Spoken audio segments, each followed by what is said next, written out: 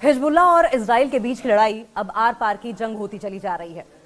26 मार्च 2026 को इजराइल और हिजबुल्लाह के बीच संघर्ष एक नए और ज्यादा सीरियस स्टेप में पहुंच गया है और यह चरण इतना ज्यादा गंभीर हो गया है कि अब हिजबुल्लाह ने ठान ली है कि अब आर पार होगा, या तो इजराइल को खत्म कर देंगे या हम फना हो जाएंगे।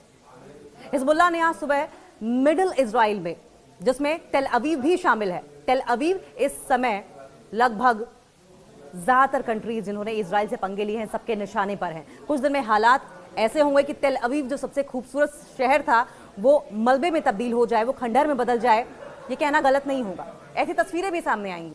टेल अवीव पर मिसाइलों और रॉकेट्स की एक नई लहर से हमला किया गया। एक फ्रेश वेव, एक बड़ी फ्रेश वेव हिजबुल्लाह की ओर से दागी गई, जिसमें न जाने कितनी मिसाइलें थी, न जाने कितने रॉकेट थे, और टेल अवीव पर ताबड़तोड़ अटैक किए गए। और यह अटैक इजराइल द्वारा साउथ लेबनान में अपने बफर जोन का विस्तार करने के लिए, अपने बफर जोन को बढ़ाने के मकसद से किया गया था। ईरान की राजधानी तेहरान पर जो एयर स्ट्राइक की गई थी उसके जवाब में भी इस अटैक को देखा जा रहा है। और हिजबुल्लाह का कहना क्या है? हिजबुल्लाह यह कह रहा है कि सब्र का प्याला और टेल अवीव का उजाला। बाहर इजराइल, तुम्हारी शांति की परिभाषा भी कितनी अनोखी है। एक तरफ इजराइल शांति शांति पीस पीस का राग अलापता है, लेकिन दूसरी तरफ लोगों को मारकर, रिहायशी इलाकों को तबाह कर कर, मासूम बच्चों को मौत के घाट उतारकर। पिछले 15 महीनों से लेबनान का यह कहना है कि पिछले 15 महीनों से तुम लेबनान की सरहदों पर जो आतिशबाजी, बमबारी कर रहे थे, क्या वो केवल मनोरंजन था? क्या वो केवल एंटरटेनमेंट था? पीस के नाम पर यह कैसा तमाशा था? हिजबुल्लाह ने तो बस अपना सब्र का प्याला खाली कर दिया है। 15 महीनों से लगातार सब्र कर रहा था हिजबुल्लाह, और अब देखो टेल अवीव की सड़कों पर सन्नाटा पसर गया है। इसे आप ऐसे कह सकते हैं, हिंदी में एक कहावत है कि सुनार की खुट पुट और लोहार की धम से। इजराइल 15 महीनों से अटैक कर रहा था और हिजबुल्लाह ने एक बार ऐसा अटैक किया कि टेल अवीव की सड़कों पर सन्नाटा सा पसरा है। टेल अवीव कहता है कि तुम्हें लगता था कि नवंबर 2024 के सीज फायर के बाद हिजबुल्लाह सो रहा है। नहीं, वो तो बस तुम्हारी गुंडागर्दी को गिन रहा था। हिजबुल्लाह इस बात का इंतजार कर रहा था कि कब इजराइल के पाप का घड़ा भरे और कब इजराइल को बेफिटिंग रिप्लाई दिया जाए, इजराइल को मुंहतोड़ जवाब दिया जाए।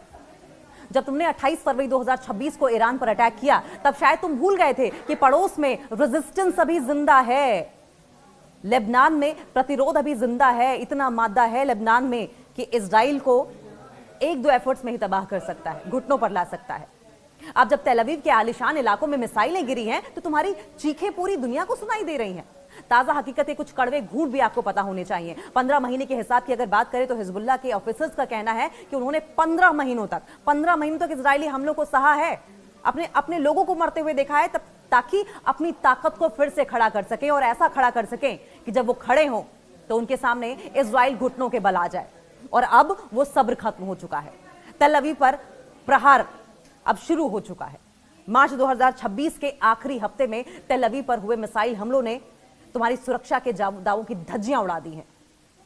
कहते थे कि इजराइल में सिक्योरिटी सिस्टम इतना मजबूत है, इजराइल की सुरक्षा इतनी मजबूत है कि वहां परिंदा भी पर मार नहीं सकता, कोई उसे भेद नहीं सकता। और हिजबुल्लाह की मिसाइलों ने इस सुरक्षा कवच को मिटा दिया है, इस सिक्योरिटी सिस्टम की धज्जियां उड़ाकर रख दी हैं। कहा तो यह भी जा रहा है कि तुम्हारे राष्ट्रपति आइजैक हर्जोग खुद मलबे का मुआयना करने पहुंच गए थे, ऐसी तबाही हुई है। क्या यह सबक इजराइल के लिए नहीं है? मैदानी जंग में बराबरी। हिजबुल्लाह कहता है कि तुम्हारे बफर जोन बनाने के सपने के जवाब में हिजबुल्लाह ने अकेले 22 मार्च को रिकॉर्ड 85 हमले किए। तुम्हारी मरकावा टैंक और प्यूमा बख्तरबंद गाड़ियां अब साउथ लेबनान की मिट्टी में मिल चुकी हैं। और ऐसे ही न जाने कितने हथियार हैं जिनका दम भरता था इजराइल, वो सब मिट्टी में मिल चुका है। या ये टेंशन और बढ़ेगी, आत्मसमर्पण होगा या संघर्ष बढ़ेगा? नईम कासिम ने यह साफ कह दिया है कि आगे के नीचे बातचीत करना आत्मसमर्पण है। यानी कि हिजबुल्लाह बात नहीं करेगा, बात की जितनी भी गुंजाइशें थी सबका धीरे धीरे करके इजराइल ने दम घोट दिया है। अब बातचीत की, सरेंडर की, सीज फायर की तमाम बातें बेमानी लगती हैं।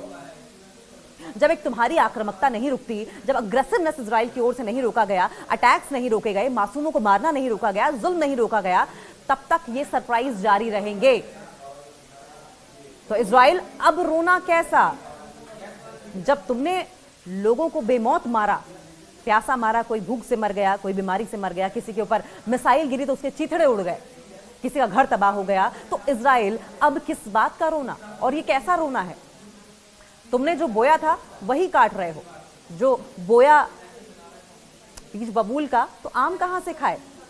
हिजबुल्लाह ने तो बस इनफ इज इनफ का अनुवाद, इनफ इज इनफ का ट्रांसलेशन, इनफ इज इनफ का मतलब तुम्हें समझाया है, तुम्हारी ही भाषा में इसका जवाब दिया है। तेल अवीव में जो सायरन बज रहे हैं वो तुम्हारी 15 महीने की जाप्तियों का म्यूजिक समझ लीजिए आप। ये म्यूजिक भर है, ये वो मेलोडी है जो आप 15 महीनों से लगातार सुनाते आए हैं, और ये मेलोडी अब आज तुम्हें रास नहीं आ रही है। सुन सको तो सुन लो। और अगर आज की ताजा घटना की बात की जाए तो तेल अवीव पर अटैक किया गया हिजबुल्लाह ने थर्सडे की सुबह, यानी कि आज की सुबह, मध्य इजराइल में, मिडिल इजराइल के जो मिलिट्री बेसिस थे उन्हें टारगेट करते हुए ताबड़तोड़ मिसाइलें दागी। तेल अवीव और आसपास के शहरों में हवाई हमले के सायरन गूंजने लगे। अब इस पर हिजबुल्लाह क्या तर्क दे रहा है यह समझना बहुत जरूरी है। इस ग्रुप के प्रमुख हैं नैम कासिम। नैम कासिम ने कहा कि हमले पिछले 15 महीनों से इजराइल द्वारा किए जा रहे उल्लंघनों, उनकी मनमानियों का जवाब है, हालिया आक्रामकता का करारा जवाब है। जो अत्याचार लगातार, जो जुल्म लगातार इजराइल की ओर से किए जाते रहे, ये उसका एक छोटा सा जवाब है, और इस छोटे से जवाब ने सबको सन्न कर दिया है, लाजवाब कर दिया है। इजराइल में सड़कें खामोशी से भरी हुई हैं, गलियों में सन्नाटा पसरा है। उन्होंने साफ किया कि आग के नीचे बात करना आत्मसमर्पण के सम्मान है, और हम बातचीत नहीं करेंगे।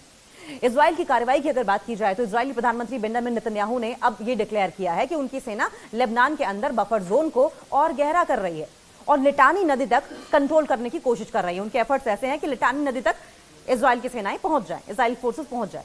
अब अगर हताहतों की बात की जाए, कितने इंजर्ड हुए हैं और कितना नुकसान हुआ है इजरायलियों का, तो देखिए इमरजेंसी सेवाओं के मुताबिक आज सुबह सुबह की अगर बात की जाए तो हमलों में किसी के हताहत होने की खबर नहीं है, क्योंकि ज्यादातर रॉकेट्स को इंटरसेप्ट कर लिया गया था, इजराइल का दावा है। हालांकि पिछले कुछ दिनों से बॉर्डरिंग इलाके जो है, बॉर्डरिंग रीजन जो है, वहां पर बहुत जबरदस्त तबाही हुई है। हिजबुल्लाह का यह कहना है कि उन्होंने 15 महीनों तक पेशेंस रखा ताकि डिप्लोमेसी से, बातचीत से, डायलॉग से हल निकल पाए, कूटनीति को अवसर मिल सके। लेकिन इजराइल ने सीज फायर की शर्तों का पालन नहीं किया, सीज फायर की धज्जियां उड़ाई, समय समय पर अपनी सहूलियत के हिसाब से धज्जियां उड़ाता गया, जिसके कारण उन्हें अब यह कदम उठाना पड़ा है। 26 मार्च 2026 तक की ताजा जानकारी की अगर बात करें तो इजराइल और हिजबुल्लाह के बीच संघर्ष, ये टेंशन एक नए और बेहद आक्रामक मोड़ पर पहुंच गई है, और ज्यादा ये टेंशन अग्रेसिव हो गई है दोनों के बीच में। हिजबुल्लाह ने हाल के दिनों में अपने हमलों की इंटेंसिटी और बॉर्डर पर जो विस्तार किया जा रहा है, मतलब बॉर्डर पर अपनी अपनी सेनाएं भेजकर कब्जा करने की जो नीति है, इसको बढ़ाया है, जिससे कि जंग का पलड़ा भारी होता दिखाई दे रहा है, जिससे बातचीत के जरिए समाधान निकलने की कोई भी गुंजाइश नहीं रह जाती।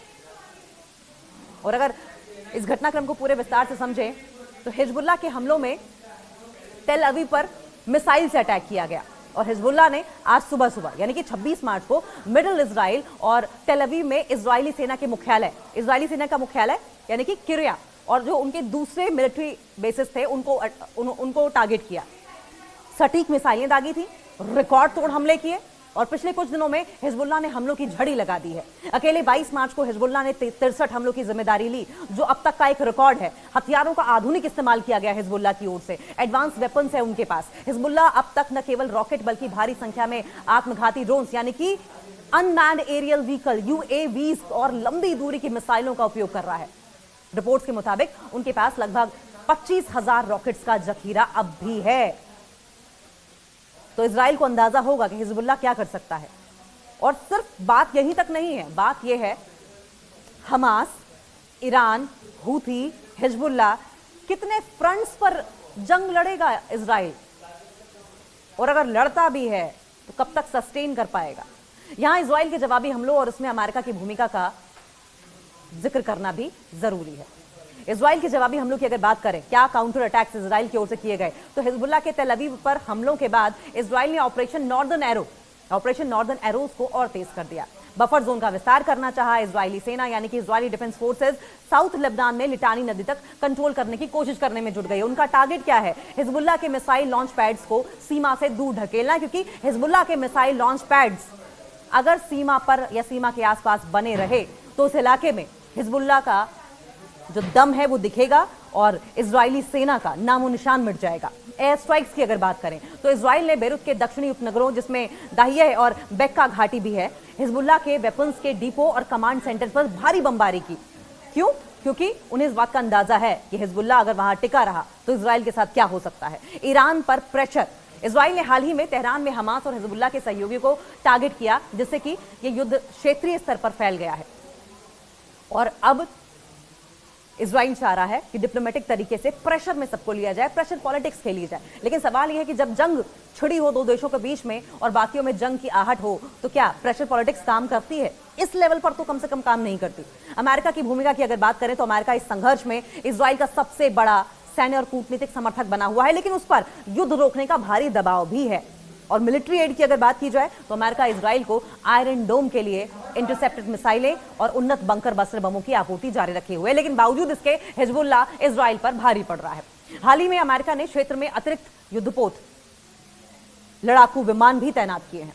और अगर डिप्लोमेटिक एफर्ट्स का जिक्र कर ले तो अमेरिकी दूत अमोस होस्टीन की ओर से भी लेबनान और इजराइल के बीच में सीज फायर कराने की कोशिश की गई थी। वो लगातार कोशिश कर रहे हैं कि अमेरिका और हिजबुल्लाह के बीच में, लेबनान के बीच में सीज फायर हो जाए। अमेरिका चाहता है कि हिजबुल्लाह सीमा से पीछे हट जाए ताकि इजरायली नागरिक अपने घरों को लौट सके। वहीं हिजबुल्लाह का इस पर क्या रुख है? अमेरिका हिजबुल्लाह को एक आतंकवादी संगठन मानता है और ईरान द्वारा उसे दी जा रही मदद को रोकने के लिए कड़े प्रतिबंध लगा रहा है।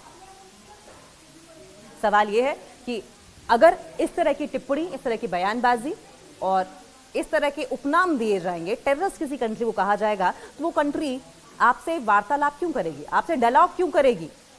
आपकी बात क्यों मानेगी? आप किसी को गाली दे दो और उसके बाद आप ये चाहो कि टेबल पर बैठकर समान बात कर ली जाए, ऐसा नहीं होता।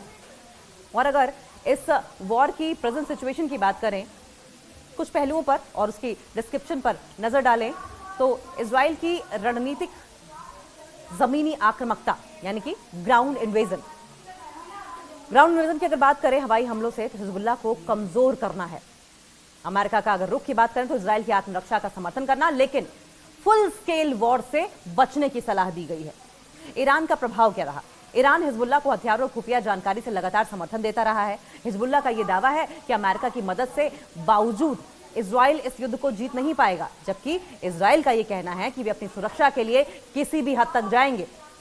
और अगर स्ट्रेटेजिक बढ़त की बात की जाए तो हिजबुल्लाह ये कहता है कि इनफ इज इनफ, बहुत हो गया, बस बहुत हो गया, इनफ इज इनफ। हिजबुल्लाह ने अपनी रणनीति में बदलाव करते हुए इजराइल को रक्षात्मक होने पर मजबूर कर दिया है। वो इजराइल जो पहले ऑफेंसिव खेल रहा था, अब उसे डिफेंसिव, मजबूरन डिफेंसिव खेलना पड़ रहा है। जमीनी जंग में कड़ा मुकाबला हिजबुल्लाह दे रहा है। दक्षिण लेबनान में इजरायली टैंकों मरकावा को निशाना बनाकर हिजबुल्लाह ने इजरायली सेना की बढ़त को धीमा कर दिया है।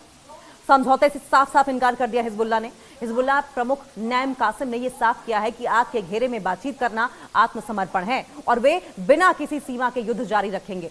और सबसे बड़ी बात यह है कि मनोवैज्ञानिक दबाव भी है। तेल अवीव जैसे सुरक्षित माने जाने वाले शहरों में लगातार सायरन बजने से इजरायली जनता के बीच में डर है। इजरायली जनता खौफ में है और नेतन्याहू को कोस रही है। इजरायली जनता के बीच डर और सरकार के खिलाफ असंतोष लगातार बढ़ता जा रहा है। और अगर आंकड़ों की बात की, मुख्य युद्ध सांख्यिकी की मार्च 2026 तक बात करें तो हमले का औसत की अगर बात किया जाए तो लगभग 39 से 40 बड़े हमले किए गए। लेबनान में हताहत होने वाले लोगों में 1094 से ज्यादा लोग हैं मारे गए हैं। जो विस्थापित लोगों में लेबनान में लगभग 10 लाख लोग घर छोड़ने को मजबूर हो गए हैं। ये जातियां पिछले 15 महीने से हिजबुल्लाह झेल रहा था, लेबनान झेल रहा था, और अब जाकर हिजबुल्लाह ने ठानी है कि इजराइल को मुंहतोड़ जवाब दिया जाएगा। और पहले ही जवाब में इजराइल चारों खाने चित। इजराइल में नुकसान हुआ है। उत्तरी इजराइल के शहर पूरी तरीके से खाली हो गए हैं। इजराइल से लोग अपना घर छोड़ छोड़कर भागने को मजबूर है, लेकिन जाएं तो जाएं कहां? हर तरफ से तो नेतन्याहू ने पूरे इस देश को युद्ध की आग में ढकेल रखा है। किस कोने में जाए? हर कोना इस वक्त युद्ध की जंग में जलता हुआ नजर आ रहा है। कहां मुंह छुपाएं? और ये सब नेतन्याहू और डोनाल्ड ट्रंप की देन है। तेल अवीव में बुनियादी ढांचों को नुकसान हुआ है तो हिजबुल्लाह ने यह साफ कर दिया है कि पिछले 15 महीनों का जो पेशेंस था, सब्र खत्म हो चुका है। इजराइल द्वारा ईरान और लेबनान पर की गई हालिया बमबारी के जवाब में हिजबुल्लाह अब इजराइल के अंदरूनी हिस्सों तक पहुंचकर उसे भारी नुकसान पहुंचा रहा है।